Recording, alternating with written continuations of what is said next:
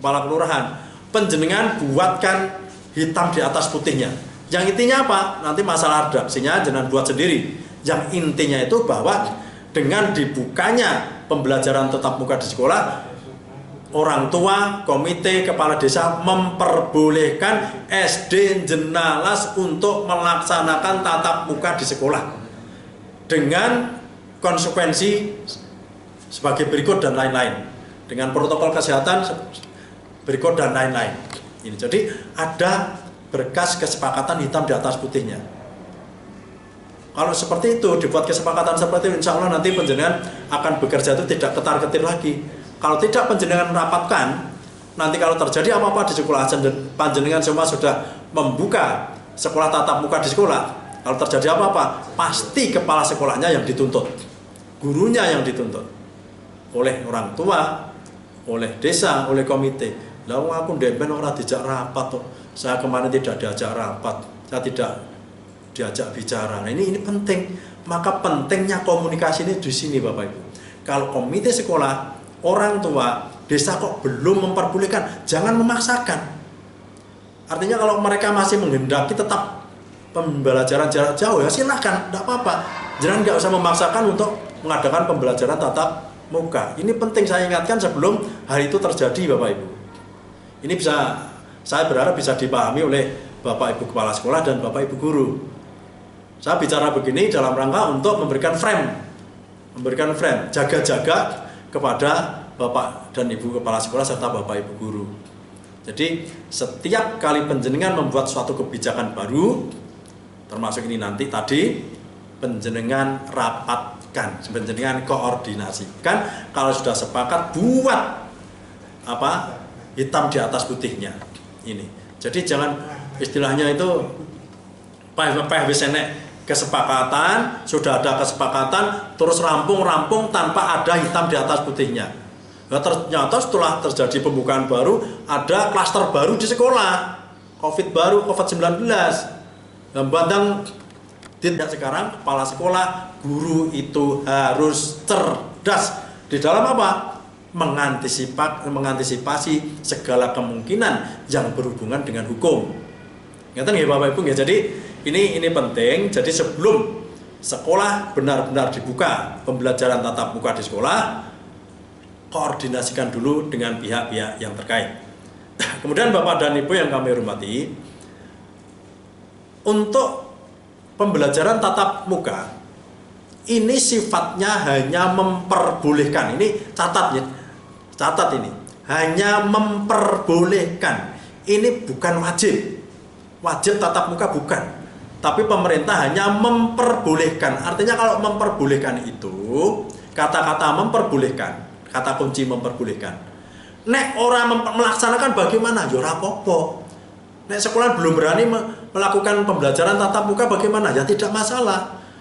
Orang tua belum mau menyuruh anaknya ke sekolah bagaimana? Tidak apa-apa. Wong memang dari menterinya sendiri, dari keputusan bersama 4 menterinya itu sendiri. Itu kalimatnya hanya memperbolehkan. Ingat nih Bapak Ibu, khususnya Bapak Ibu Kepala Sekolah, ini memperbolehkan, tidak wajib ya. Kecuali kalau mulai Agustus seluruh sekolah di Indonesia wajib melaksanakan pembelajaran tatap muka, ini berarti tidak boleh, tidak. Ini redaksinya hanya memperbolehkan. Memperbolehkan itu pun berbagai catatan dan syarat. Jadi sekolah yang boleh membuka pembelajaran tatap muka itu adalah sekolah-sekolah yang berada di zona hijau dan sekarang diperluas sampai kepada zona kuning. Untuk zona merah dan oranye belum boleh. Ini. Kemudian pembelajaran tatap muka itu di sekolah maksudnya bisa dilakukan atas izin dari pemerintah daerah, sekolah, dan orang tua. Jadi ini tadi sudah saya sampaikan di atas, kolaborasi antara pemerintah daerah, kemudian sekolah dan orang tua ini menjadi syarat mutlak untuk dibukanya kembali pembelajaran tatap muka di sekolah. Kemudian di dalam pembelajaran tatap muka di sekolah ini nanti Bapak Ibu, nanti ada penyederhanaan kurikulum sekolah. Jadi catat bahwa pembelajaran tatap muka yang akan dibuka nanti Ini nanti ada penyederhanaan di kurikulum sekolah saat pandemi COVID-19. Jadi penyederhanaan kurikulum. Maksudnya apa? Nek mlebu niki biasanya jam 7 teko jam berapa itu? Jam 2 atau jam 3, jam 2. Itu nanti insya Allah cuma separuhnya. Artinya apa? Kurikulum mengenai waktu itu disederhanakan. Kemudian materinya itu pun juga disederhanakan, materi pembelajarannya. Maka Menteri Pendidikan dan Kebudayaan mengisyaratkan agar sekolah membuat kurikulum khusus, agar sekolah membuat kurikulum darurat di samping kurikulum yang sudah baku yang berasal dari Kementerian Pendidikan dan Kebudayaan. Sekolah diberikan kewenangan untuk membuat atau menyusun kurikulum khusus atau kurikulum darurat yang memang itu dibuat oleh sekolah, kepala sekolah, komite sekolah, dan guru ya, untuk disederhanakan materinya, terutama materi-materi yang berkaitan dengan COVID-19. Gitu. Kemudian Bapak dan Ibu Kepala Sekolah serta Bapak Ibu Guru yang kami hormati, kemudian apa saja yang berbeda dengan sekolah di masa pandemi? Meskipun ini dibuka, ini jangan sampai Bapak dan Ibu Guru, Bapak dan Ibu Kepala Sekolah ini menganggap, oh sekarang sekolah sudah boleh buka tatap muka. Berarti pembelajaran tatap muka ini nanti sudah sama dengan pembelajaran tatap muka saat belum ada pandemi. Ini beda tidak Bapak Ibu? Jelas sangat beda. Wong kurikulumnya tadi sudah saya sampaikan kok kena beda. Nek ora beda ki ya kurikulumnya pasti kita menggunakan kurikulum nasional itu, plek penuntasan kurikulum. Tapi penjenengan sekarang di era pandemi COVID ini diberikan keleluasaan untuk membuat kurikulum darurat atau kurikulum khusus ini kan dalam rangka apa? Berbeda memang, meskipun sama-sama pembelajaran tatap muka, tapi beda antara era COVID dengan era sebelum COVID. Ini masih era COVID loh Bapak Ibu. Okay? Jadi sekarang kita menginjak waktu sekarang ini, penjenengan duduk di situ. Ini kita ini masih COVID, ini kadang-kadang pikiran kita sudah berubah. Wah sekarang sudah tidak COVID lagi. Ini masih COVID, ya masih COVID. Bahkan kalau kita melihat data statistik dari perkembangan COVID-19, ada setiap hari itu ada kenaikan ya Pak Suryono ya. Ada kenaikan yang signifikan, malah orang mudun kok ini. Tetapi tadi saya sampaikan, sekolah harus tetap berjalan. Kalau berjalannya itu selalu BDR, PJJ, nah terus piye caranya belajar nanti? Maka ini pemerintah membuat satu kebijakan, semua harus berjalan. Kalau dengan usaha-usaha yang telah kita tentukan. Kemudian dan pembelajaran tatap muka sebelum COVID. Yang pertama adalah pengaturan kelas yang berbeda itu. Kalau pengaturan kelas di masa sebelum COVID kan, misalnya anak jumlah 28 ya 28 itu masuk ya, kemudian nangkono untal-untalan dari laporan gitu. Tapi pembelajaran tatap muka di era COVID ini diatur kelasnya. Maksudnya apa? Yang masuk saja anaknya cuma separuh. Kemudian mejanya direnggangkan dengan jarak minimal 1,5 meter. Ini harus perlu dipahami Bapak Ibu nggih, supaya tidak terjadi ketimpangan atau penafsiran yang berbeda. Jadi pengaturan kelas ini memang anak yang masuk cuma 50% dari jumlah maksimal, tapi kalau jumlahnya tadi saya sampaikan 5, ya mau dilebokke tapi diatur posisi kelasnya, posisi meja kursinya ini benar-benar diatur. Kemudian pembelajarannya dengan sistem shifting system atau sistem shift. Shift itu artinya apa ya? Giliran ya, giliran. Separuh nek esok misalnya 14 dilebokke esok, sing 14 lebokke sore. Atau mungkin penjenengan membuat sistem kelas 1 loro ya sudah yang paling aman ya shifting itu. Esok jam ini sore sakmene jumlahan itu. Itu yang pertama yang beda mengenai pengaturan kelas. Yang berbeda yang kedua adalah perilaku wajib. Yang kedua adalah perilaku wajib. Wajib bagaimana yang dimaksud? Warga sekolah wajib memakai masker. Ini kepala sekolah, guru, penjaga, staf, anak-anak, bahkan orang tua yang mengantarkan pun harus wajib memakai masker. Ini yang pertama. Ya. Jadi kemudian perilaku wajib yang lain itu adalah wajib mencuci tangan menggunakan sabun atau memakai hand sanitizer. Maka untuk itu mohon kepada Bapak Ibu Kepala Sekolah, sekolah disediakan tempat cuci tangan di tempat yang mudah dilihat oleh anak dan di tempat yang aman. Ini. Jadi nanti sebelum tatap muka ini dilakukan di sekolah, penjenengan sudah mempersiapkan ini. Kemudian perilaku wajib yang selanjutnya adalah wajib menjaga jarak. Tadi hubungannya dengan pengaturan kelas. Ini ya, wajib menjaga jarak dan tidak ada melakukan kontak fisik. Ya, tidak ada melakukan kontak fisik. Ini. Kemudian perilaku wajib yang selanjutnya yang ketiga adalah berkaitan dengan sejumlah larangan. Apa itu yang pertama?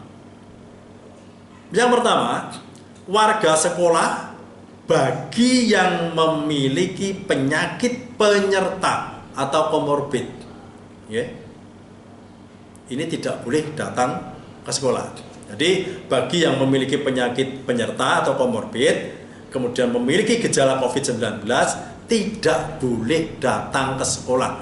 Baik itu kepala sekolah, guru, penjaga, staf, siswa yang memiliki penyakit ikutan, penyakit penyerta, komorbid di saat yang bersamaan dia mempunyai gejala penyakit COVID-19, wajib tidak boleh datang ke sekolah.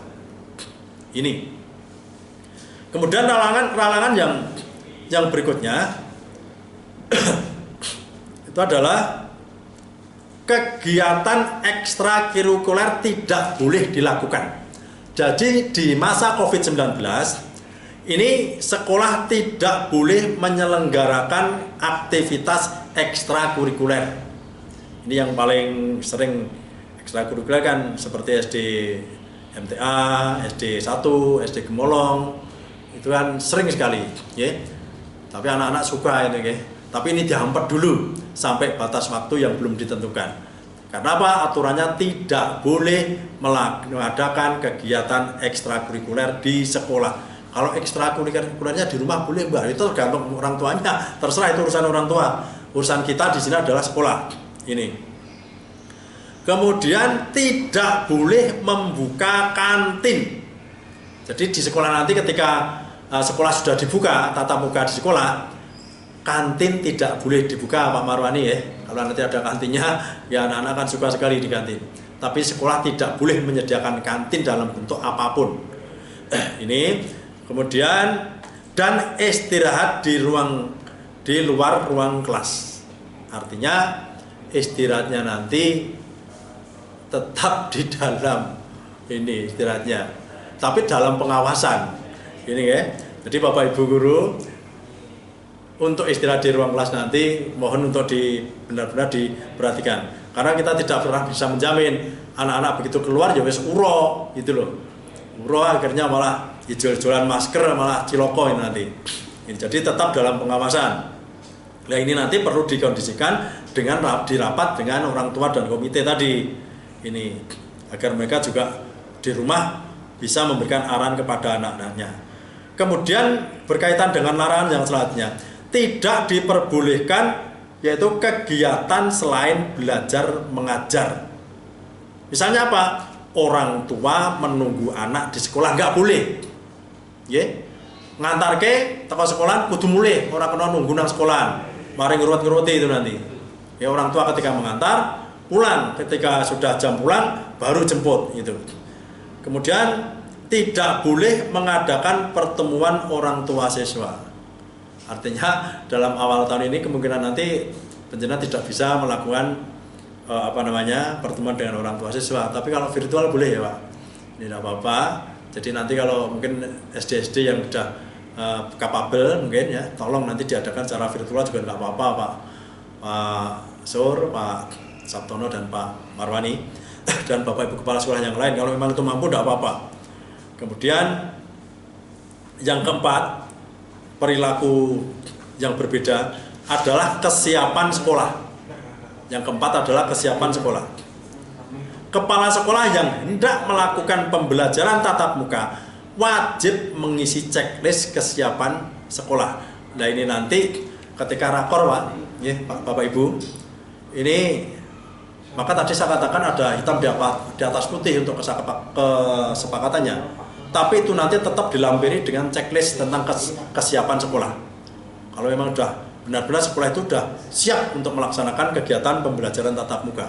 Jadi tidak sesederhana yang kita pikirkan bahwa sekolah boleh tatap muka, kita serta-merta langsung tatap muka, nggak begitu. Ini.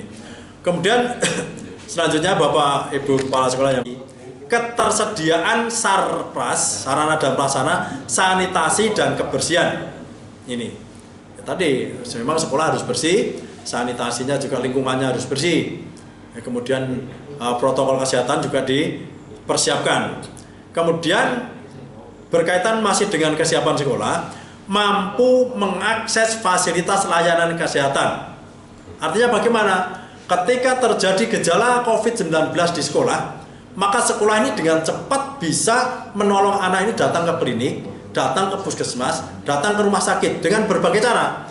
Mungkin dengan sepeda motor, dengan mobil, atau kerjasama dengan puskesmas, atau bekerjasama dengan bidan desa. Ini penting, karena apa? Akses ini sangat menjadi vital ketika terjadi hal-hal yang tidak kita inginkan hubungannya dengan COVID-19 di sekolah. Karena bisa saja di sekolah nanti akan terjadi gejala anak COVID, guru COVID, kepala sekolah COVID, tenaga IT COVID dan lain-lain. Maka akses ini harus cepat, bekerja sama dengan desa, bekerja sama dengan bidan desa, kalau perlu bekerja sama dengan puskesmas, kalau terjadi apa-apa biar cepat ditangani. Kemudian selanjutnya, kesiapan menerapkan area wajib masker. Tolong Bapak Ibu Kepala Sekolah, nanti di sekolah penjenengan itu penjenengan tuliskan dalam bentuk apa itu namanya, backdrop atau spanduk atau apa itu ya, dan tulis area wajib memakai masker. Jadi tiap-tiap gerbong sekolah harus ada itu nanti. Ben ora lali, begitu masuk ndelala bocah orang nggo masker, nah begitu melihat membaca itu kan akhirnya dia bisa pulang atau diantar orang tuanya mengambil masker atau langsung bisa membeli masker di tempat-tempat terdekat situ. Jadi area wajib memakai masker. Kemudian scan. Usahakan ini nanti kalau bisa yang membeli, menyediakan. Kalau tidak ya mungkin bisa pinjam atau apa. Saya juga nggak tahu harganya termogan itu berapa. Tapi kalau bisa tolong diusahakan sekolah itu minimal ada satu termogan ya Bapak Ibu nggih. Jadi toko kan nggak duit bos boleh ini. Bosnya kita emang cair. Ini kemudian lakukan pemetaan warga satuan pendidikan yang tidak boleh melakukan kegiatan di satuan pendidikan. Katakanlah sekolah itu harus cermat, menganalisa kita bocah kayak kok. Jadi memetakan gitu loh. Bocah kayak kita kok enak gejala ini ya. Gak ada enak gejala ini sesuk rasa kon mlebu wae. Guru kayak gejala ini ya. Sesuk guru diatur rasa mlebu wae. Jadi ada pemetaan-pemetaan yang jelas bagi warga sekolah yang berada di lingkungan sekolah itu. Jadi itu ada Bapak Ibu 4 perbedaan pembelajaran tatap muka di era COVID-19 dan di era sebelum COVID-19. Sama-sama pembelajaran tatap muka tapi tata caranya berbeda. Kemudian yang lain Bapak dan Ibu yang kami hormati, dulu kami pernah mendapatkan satu masukan dari salah satu kepala sekolah di Gemolong ini, ya langsung saya sebut namanya, waktu kita mengadakan rapat kepala sekolah di Korwil, yaitu dari SD T. Aisyah, Bapak Murdianto, tentang Merdeka Belajar. Maka Merdeka Belajar ini sangat relevan apabila dilaksanakan di masa COVID-19 ini. Sangat-sangat relevan. Artinya kemerdekaan itu benar-benar diberikan kepada kepala sekolah, kepada guru, kepada siswa, kepada orang tua, kepada komite. Tetapi kemerdekaan ini bukan berarti bebas orang lebu, bebas orang ulang, bukan itu. Tapi bebas untuk mengkreatifkan diri, untuk membuat suasana belajar ini menjadi menyenangkan, bermakna, tapi tetap terarah untuk mencapai kurikulum kalau di masa normal. Tapi kalau di masa COVID-19 ini, yang terpenting adalah membuat atau menciptakan suatu kreativitas bagi guru, kepala sekolah, dan anak untuk membuat suatu situasi, kondisi pembelajaran yang menyenangkan dan bermakna serta berkarakter. Ini yang terpenting di dalam Merdeka Belajar. Kemudian selalu digaung-gaungkan ki jane apa? Merdeka Belajar. Ini program pendidikan Merdeka Belajar meliputi 4 pokok kebijakan. Ini kan Merdeka Belajar ini disampaikan Menteri Nadiem Anwar Makarim ketika atau digulirkan oleh Menteri Pendidikan dan Kebudayaan Nadiem Makarim sebelum 100 hari sejak dilantik pada 23 Oktober 2019 langsung menggulirkan tentang program Merdeka Belajar ini. Kemudian Merdeka Belajar itu sendiri maksudnya apa? Merdeka Belajar itu adalah meliputi 4 pokok kebijakan dari Menteri Pendidikan dan Kebudayaan. Yang pertama, ada 4 kebijakan. Satu adalah kebijakan tentang ujian sekolah berstandar nasional, USBN. Kebijakan yang kedua tentang ujian nasional atau UN. Yang ketiga, yaitu kebijakan tentang rencana pelaksanaan pembelajaran atau RPP. Dan kebijakan Merdeka Belajar yang keempat adalah peraturan penerimaan peserta didik baru atau PPDB sistem zonasi. Itulah yang dimaksud dengan Merdeka Belajar. Kemudian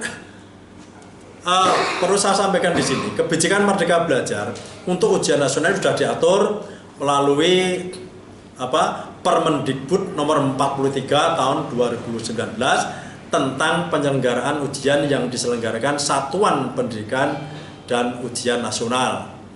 Kemudian kalau ujian sekolah berstandar nasional ini diatur melalui Permendikbud nomor 43 tahun 2019 juga tentang penyelenggaraan ujian yang diselenggarakan Satuan Pendidikan dan Ujian Nasional, sama dengan ujian nasional dan USBN itu Permendikbudnya sama, yaitu 43 2019. Kemudian tentang rencana pelaksanaan pembelajaran atau RPP itu melalui surat edaran, jadi hanya SE Mendikbud nomor 14 tahun 2019 tentang penyederhanaan RPP. Jadi biar paham Bapak Ibu Kepala Sekolah dan Bapak Ibu Guru, karena tentang kebijakan Merdeka Belajar ini sudah dilaksanakan digulirkan hampir 1 tahun yang lalu, tapi banyak sekali dari kita ini yang belum paham Merdeka Belajar itu apa. Kemudian yang keempat adalah peraturan penerimaan peserta didik baru atau PPDB, ini melalui Permendikbud nomor 44 tahun 2019 tentang PPDB. Ini saya sampaikan saja, agak lama memang, tapi tidak masalah biar kita paham mumpung ini di awal tahun kita ketemu. Ujian sekolah berstandar nasional. Ini Permendikbud nomor 43 2019 pasal 2 ayat 1. Pasal 2 ayat 1. Ini menyatakan bahwa ujian yang diselenggarakan oleh Satuan Pendidikan merupakan penilaian hasil belajar oleh Satuan Pendidikan yang bertujuan untuk menilai pencapaian standar kompetensi lulusan untuk semua mata pelajaran. Artinya 2021 nanti sudah tidak ada ujian nasional lagi, dan ujian itu cukup sampai pada sekolah masing-masing atau satuan pendidikan masing-masing. Bahkan di 2020 ini pun ujian nasional kan kok ini. Jadi tidak masalah. Kita harus mengikuti kebijakan-kebijakan. Mungkin ada Pak Meo ganti menteri, ganti kebijakan itu ya. Tapi tidak apa-apa, kita ikuti saja. Kemudian di pasal 5 ayat 1, bentuk ujian yang diselenggarakan oleh Satuan Pendidikan ini penting Bapak Ibu. Bentuk ujian yang diselenggarakan oleh sekolah atau Satuan Pendidikan berupa apa saja? Hanya berupa portofolio. Jadi orang ujian kayak biasa nih. Portofolio, penugasan, tes tertulis, atau bentuk kegiatan lain, tapi yang menyelenggarakan adalah satuan pendidikan masing-masing, bukan secara nasional, bukan secara provinsi atau kabupaten. Cukup sampai pada satuan pendidikan masing-masing. Kemudian pasal 6 ayat 1, untuk kelulusan peserta didik ditetapkan oleh satuan pendidikan. Jadi yang menentukan ya sekolah UDW, tidak oleh siapa-siapa. Ini. Jadi semakin sederhana tentang kelulusan anak, tentang ujian itu sudah sangat sederhana. Ujian sekolah yang menyelenggarakan, kelulusan sekolah yang menentukan. Jadi sangat sederhana. Termasuk ujian nasional. Nah, untuk RPP, kebijakan yang ketiga, kebijakan yang pertama kan tentang ujian nasional, kebijakan yang kedua USBN, kebijakan yang ketiga adalah RPP. Nah, dalam RPP berdasarkan SE Mendikbud nomor 14 tahun 2019 tentang penyederhanaan RPP, isinya meliputi 1. Penyusunan RPP dilakukan dengan prinsip efisien, efektif, dan berorientasi pada siswa. Intinya adalah orientasi pada siswa. Tidak boleh memaksakan kehendak kita kepada siswa. Nanti siswa nanti kemauannya seperti apa yang diinginkan oleh siswa. Kemudian yang kedua, ini penting. Dari 13 komponen RPP yang tertuang dalam Permendikbud nomor 22 tahun 2016, yang menjadi komponen inti adalah ini. Jadi dalam RPP satu halaman atau satu kertas itu ya, itu yang terpenting intinya adalah tujuan pembelajaran, langkah-langkah pembelajaran, ya, dan yang terakhir adalah penilaian pembelajaran atau assessment. Jadi yang terpenting adalah 3 pokok ini dalam RPP 1 lembar itu. Apa itu? Tujuan pembelajaran, langkah-langkah pembelajaran, dan penilaian pembelajaran atau assessment. Kemudian yang ketiga, sekolah, kelompok guru, KKG, MGMP, dan individu guru secara bebas. Nah, ini yang perlu sebagai kata kunci. Guru, MGMP, KKG, K3S bebas dapat memilih, membuat, menggunakan, dan mengembangkan format RPP. Jadi format RPP itu penjenengan urasan data. Lah contohnya kaya ngopo saka kono, anu ora apa-apa. Jenengan gawe dhewe ndak apa-apa. Enek ekonomi tujuan langkah-langkah pembelajaran, penilaian wis itu aja ndak apa-apa. Yang penting gawe RPP sak lembar ndang dipaculke. Pacule enek ndang dipaculke. Ora kok mung gawe pacul wae lengkap pirang-pirang lembar nek ora ndang macul-macul. Ini. Jadi ini penting nggih. Jadi penjenengan Bapak Ibu Kepala Sekolah, Bapak Ibu Guru bebas memilih, membuat, menggunakan, dan mengembangkan format RPP secara mandiri untuk sebesar-besarnya keberhasilan belajar siswa. Untuk PPDB sudah berlalu ya, ini di sekolah masing-masing agar kegiatan pembelajaran di era new normal ataupun di era dibukanya kembali pembelajaran tatap muka di sekolah ini nanti bisa berjalan lebih baik, lebih efektif. Tapi satu catatan, Bapak Ibu Kepala Sekolah dan Ibu Guru jangan memaksakan untuk menuntaskan kurikulum.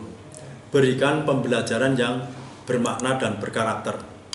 Kemudian selama belum ada kebijakan dari pemerintah daerah, penjenengan jangan tergesa-gesa untuk melakukan pembelajaran tatap muka di sekolah. Ini tinggal menunggu regulasi saja. Kita jangan bertindak tanpa adanya regulasi. Kita nanti yang disalahkan. Kalau terjadi apa-apa, yang menanggung adalah diri kita. Tapi kalau regulasi sudah ada, kita laksanakan. Kalau ada apa-apanya, regulasinya yang salah, bukan kita. Tapi kita sudah menuruti kemauan anak, kemauan orang tua, bentang orang tua kan karena bentang dibuka, modalnya jadi stres. Ini udah mulai stres semua. Termasuk kita juga stres juga. Kita pengennya juga cepat pembelajaran tatap muka. Tapi yaitu lagi, kita sebagai guru, di mana seorang guru adalah atau kepala sekolah adalah seorang akademisi yang melakukan sesuatu berdasarkan regulasi. Maka kecerdasan kita ini sedang diuji sekarang. Karena ada di antara kita mungkin atau teman-teman yang lain itu ketika menteri sudah memberikan sinyal melalui siaran pers pada hari Jumat kemarin, sekolah tatap muka besok, sekolah tatap muka besok pagi, besok kapan, besok kapan. Itu baru siaran pers, baru memperbolehkan, bahkan menteri kita sendiri pun menyerahkan keterlaksanaan pembelajaran tatap muka ini kepada bupati wali kota masing-masing.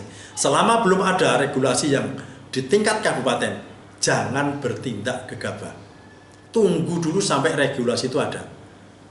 Intinya apa? Tunggu edaran dari Kepala Dinas Pendidikan dan Kebudayaan Kabupaten Sragen.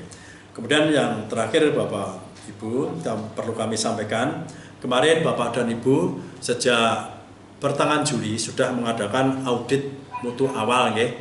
Itu sudah selesai. Kemudian kita melakukan total sampai tanggal 23 Juli. Kemudian kami selaku pengawas sekolah mengunduh pada tanggal 29 Juli. Kemudian mulai 1 Agustus kemarin Bapak Ibu, ya, mulai 1 Agustus sampai 10 Oktober nanti, kami pengawas sekolah berdua, saya dan Pak Parimin, akan mengadakan supervisi yang berkaitan dengan audit mutu yang panjenengan upload di LPMP kemarin. Panjenengan tidak perlu khawatir, was-was dan lain-lain. Intinya kita nanti datang ke sekolah untuk kerjasama, nek kurang dan dilengkapi, itu kalau sudah kita sempurnakan begitu. Jadi sampai 10 Oktober insya Allah nanti kami akan membuat jadwal, terutama saya tidak mengatakan kami, ya, terutama saya akan membuat jadwal kunjungan ke sekolah dalam rangka supervisi audit mutu awal kemarin. Seharusnya mulai 1 Agustus kemarin, tapi sampai saat ini kemarin saya baru membuat satu perencanaan yang baru kami upload pada hari kemarin, hari Rabu, ke LPMP. Dan insya Allah mulai minggu depan kita nanti sudah mulai action, artinya sudah melakukan supervisi audit mutu. Maka kepada Bapak Ibu Kepala Sekolah dan Bapak Ibu Guru dibuka kembali, okay, audit mutu awal yang panjenengan upload kemarin, kemudian panjenengan analisa kemarin sing direkomendasikan di dalam audit mutu awal yang kurang-kurang itu apa toh? Itu jenengan lihat segera dilengkapi. Nanti insya Allah saya datang ke sana, kalau syukur-syukur sudah lengkap. Kalau belum nanti kita lengkapi bersama. Lebih cepat, lebih baik. Ya, jadi itu nanti tolong kita nanti akan membuat jadwal, ya, misalnya hari ini dan hari ini nanti SD mana tetap akan kita buat. Biar nanti ada kesiapan dalam rangka pelengkapan